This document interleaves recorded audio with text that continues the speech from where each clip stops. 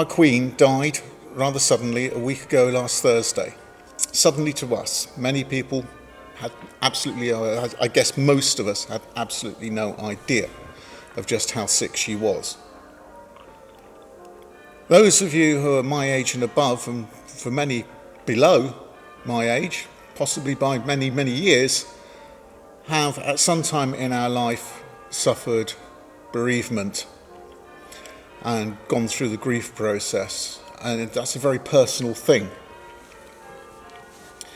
It's something that we can't be taught about, we cannot be taught. We can say what happens, but it's a very generalised thing.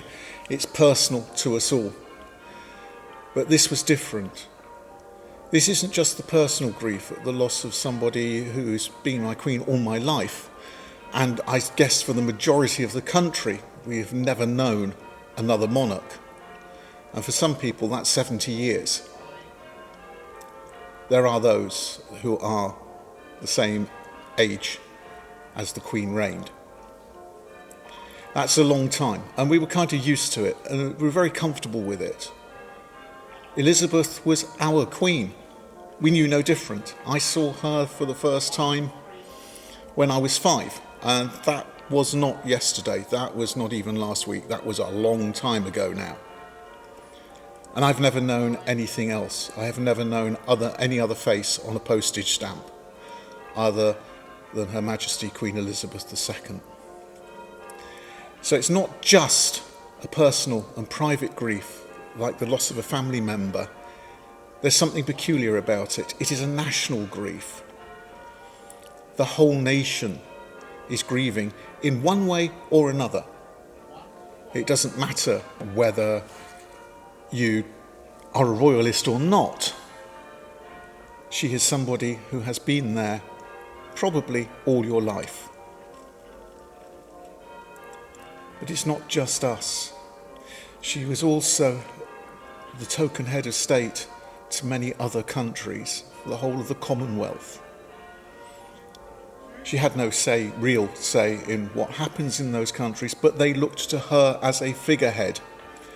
And many of them are grieving as well. It's an international grief. Many of those who have absolutely no connection at all.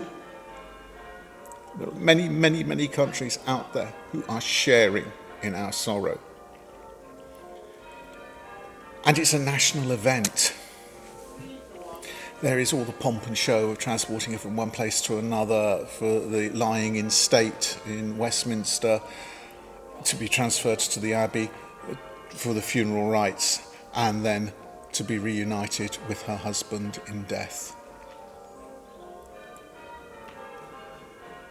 It's a sad occasion.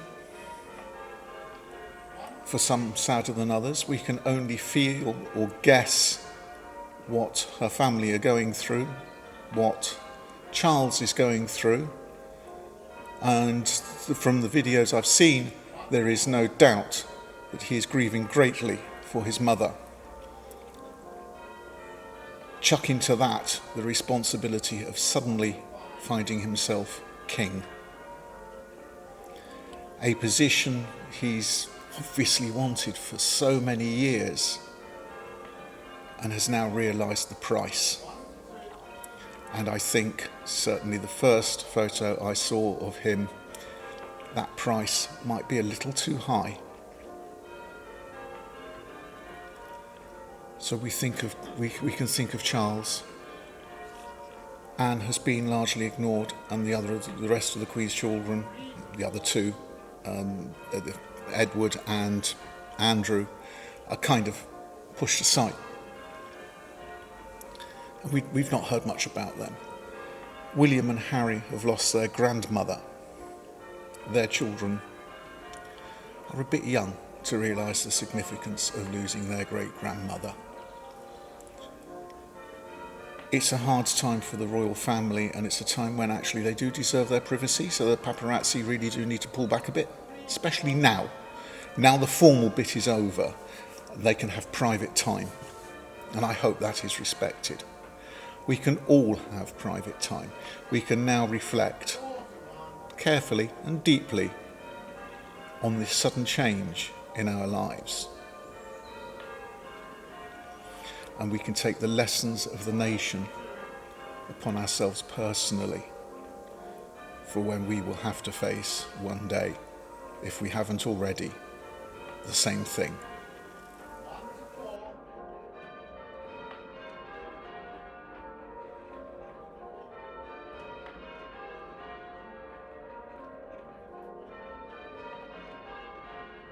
One, two, three.